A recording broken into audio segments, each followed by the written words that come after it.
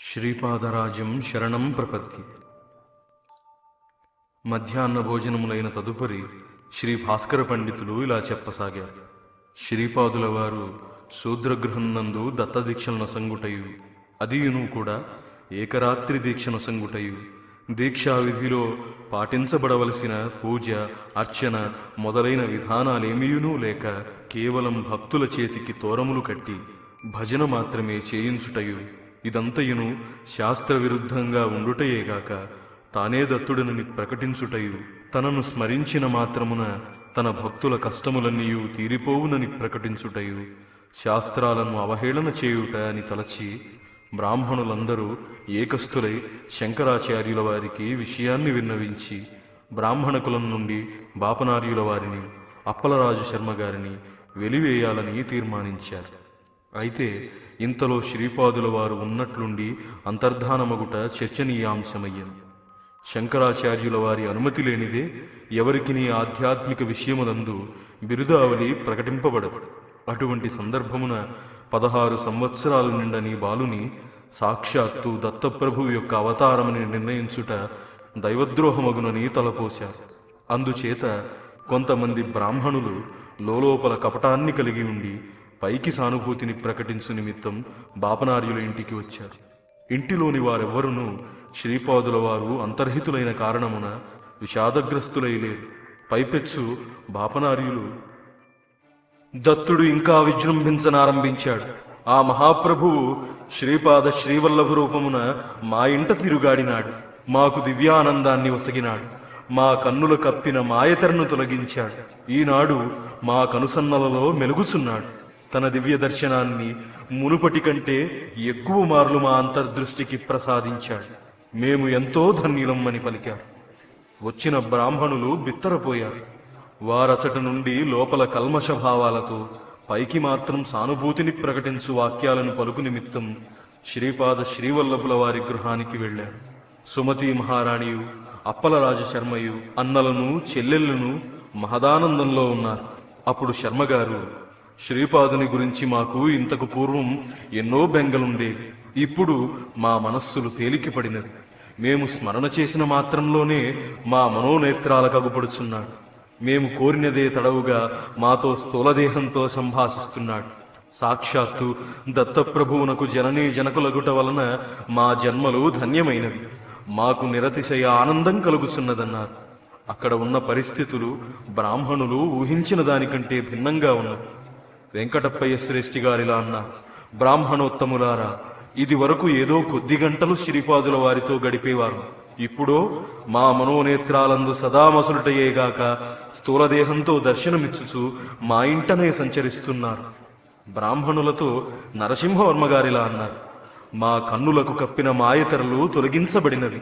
నిత్య వినోది దివ్య వినోది అయిన ఆ మహాప్రభువు శ్రీపాద శ్రీవల్లభ రూపంలో మా ఇంటనే తిరుగుచు మాతో హాస్యోక్తుల నాడుచు మాకంటనే జంటగా వెంటగా ఉన్నాడు. మునుపటి కంటే మిక్కుటంగా మాకు స్థూలదేహంతో దర్శనమిస్తున్నాడు. ఈ విషయాలు కుక్కుటేశ్వరంలో ఉన్న సన్యాసికి తెలియబడింది. సన్యాసికి గుండెలలో గుబులు పుట్టెను. శ్రీపాదుల వారు తాము సాక్షాత్తు దత్తప్రభువునని స్పష్టంగా సూచించి అంతర్ధానమయ్యారు. ఇంకొక దైవం మరి ఒక దైవం పేరు కాకుండా తన ఉపాస్య దైవమైన దత్తాత్రేయుల వారే తామని తెలియజేశారు. కొంపదీసి దత్తాత్రేయుల వారు గాని శ్రీపాద శ్రీవల్లభ రూపంలో అవతరింపలేదు కదా. వారి అవతరణం సత్యమే అయిన ఎడల తనకు మున్ముందు కష్టాలు కలుగుట సత్యం. దత్తప్రభువులు విచిత్ర స్వభావులు. వారు తనకు కష్టాలను కలిగించి వినోదాన్ని చూసి సంపూర్ణ శరణాగతిని చెందిన గానీ ఉద్ధరించరు. ఇది వారి స్వభావం. ఇంతమంది బ్రాహ్మణ్యం తనకు బ్రహ్మరథం పట్టుటయు, ఇంత భారీ పరిమాణాలలో ధనరాశి పోగొగుటయు దత్తప్రభువుల కరుణ అని తలంచి తిని, వారి కరుణ రూపంలో తనకు మాత్రమే ప్రత్యేకించబడిన శిక్షలు గానీ లేవు కదా అని తలపోశాడు. పేరు ప్రతిష్టల కోసం ధన సంపత్తుల కోసం తాను అర్రులు చాచుచుండిన విషయం దత్తప్రభువులకు తెలియను. తనను ఆశ్రయించిన బ్రాహ్మణ్యం కూడా ధనకాంక్షాపరులే. తనకు గాని ఈ బ్రాహ్మణ్యానికి గాని ఆధ్యాత్మిక శక్తి ఏమీయూ లేదు. దత్తదీక్షలనున్నవి కేవలం తమకు ధనాకర్షణ విధానం మాత్రమే. ఈ దీక్షలలో పాల్గొన్నవారు వారి కోరికలు తీరకపోయిన ఎడల తమ యొక్క నిష్ఠాలోపమని తలంతురు. కోరికలు తీరిన ఎడల దీక్షా ఫలితమని నమ్ముదు.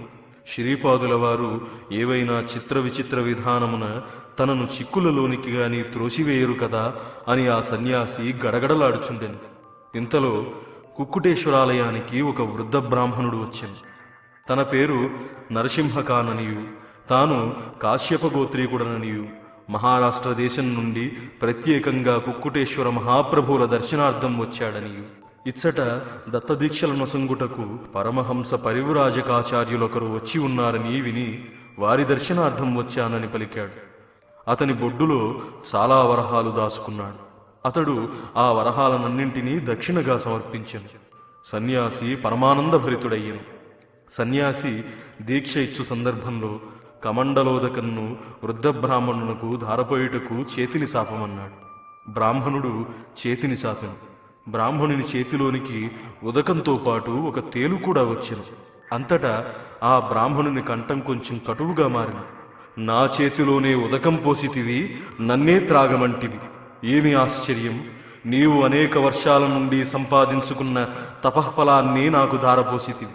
నేను ఆ ధారను పీఠికాపురానికే దత్తం చేస్తున్నాను. సన్యాసి బిత్తరపోయాడు. క్షణంలో ఆ సన్యాసి అదృశ్యుడైపోయింది. ఇంతలో ఎవరో బ్రాహ్మణుడు తనకు తేలు కుట్టెనని గట్టిగా అరిచింది. ఆ బ్రాహ్మణుడు కూడా దీక్ష తీసుకున్న వారిలో ఒకడు.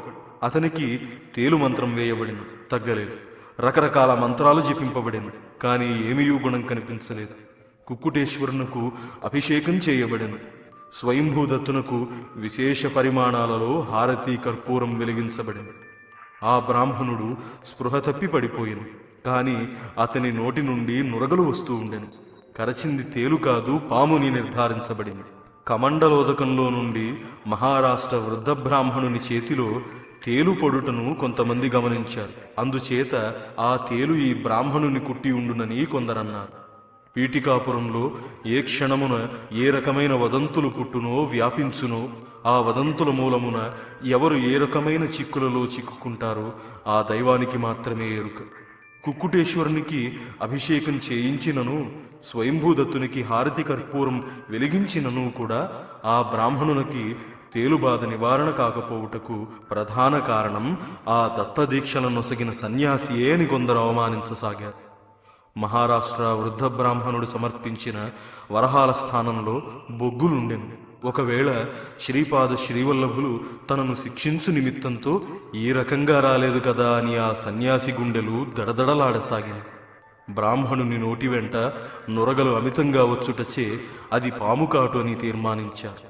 మంత్రతంత్రాలను గూర్చి కొండ కోనలో తిరిగిడి కోయలకు, చెంచులకు మాత్రమే తెలిసిన విద్య ఒకటి కలదని, ఆ విద్యను ఈ సన్యాసి ఈ బ్రాహ్మణుని మీద ప్రయోగించి ఉండుననియు, ఆ విద్య ప్రకారం మొదట తేలు రూపంలో కానొక దెయ్యం నీళ్ల నుండి బయటపడుననియు, ఆ తేలు కుట్టిన తరువాత ఆ దెయ్యం పాముగా మారిపోయినదనియు, ఆ పాముగా మారిన క్షణంలో తేలు కుట్టిన వ్యక్తికి నురగలు వచ్చునని, ఆ పాము కొంతసేపటికి దెయ్యంగా మారిపోవుననియు, అది దెయ్యంగా మారిన తక్షణమే ఈ తేలు కుట్టిన వ్యక్తి పిచ్చి గంతులు వేయుననియు, తదుపరి కొంతసేపటికి ఆ దెయ్యం తనను ప్రయోగించిన వ్యక్తి ఇచ్ఛననుసరించి పరుల ఇండ్లలో జొరబడి ధనాన్ని అపహరించి తెచ్చి తనను ప్రయోగించిన వ్యక్తి చేతిలో పోయునని ఒక రకమైన విచిత్ర ప్రచారం ఊపందుకునెను.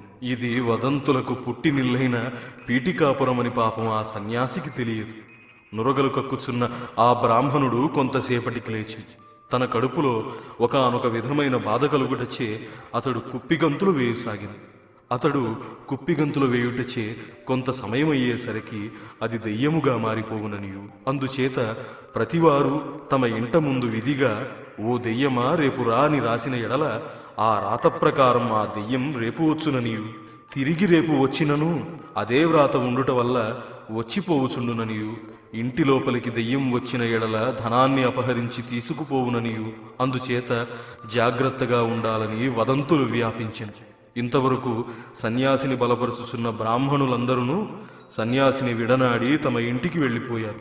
వారు వీరుని లేక ప్రతి బ్రాహ్మణ క్షత్రియ వైశ్యగృహాల వెలుపల ఓ దెయ్యమా రేపురా అని బొగ్గుతో రాయబడిన వెంకయ్యను పంటకాపు శూద్రగృహాలన్నిటి ఎందును ముందు జాగ్రత్తగా బొగ్గులతో ఉండిన కొండనొకదాన్ని ఉంచాలని, దానివలన సన్యాసిచే ప్రయోగించబడిన దెయ్యం శూద్రగృహాలకు వచ్చి ధనాన్ని అపహరించదని చాటింపు వేయించాను.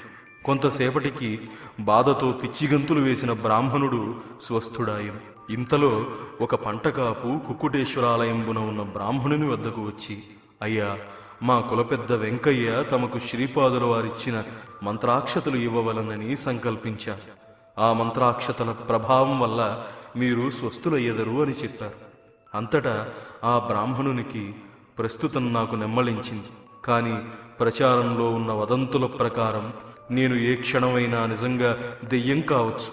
ఆ మంత్రాక్షతులను శూద్రగృహానికి పోయి తీసుకునమనుటలో ఆ నియమం బహుశా ఆ విధంగానే ఆచరింపవలేను కాబు. బ్రాహ్మణులు మంత్రాక్షతలు శూద్రులకిచ్చెదరు, అంతేకాని శూద్రులు బ్రాహ్మణులను తమ ఇంటికి రప్పించుకుని మంత్రాక్షతలను ఇవ్వరు. వెంకయ్య వంటి సౌమ్యుడు నాకిట్లు కబురు చేయుట నా శ్రేయస్సును కాంక్షించే అని నాకు తోచి వెంకయ్య నుండి మంత్రాక్షతలను స్వీకరించిపోయాను. పీఠికాపురంలో వ్యాపించిన వదంతుల వల్ల అష్టాదశ వర్ణాల వారికిని సన్యాసయందు నమ్మకం పోయింది.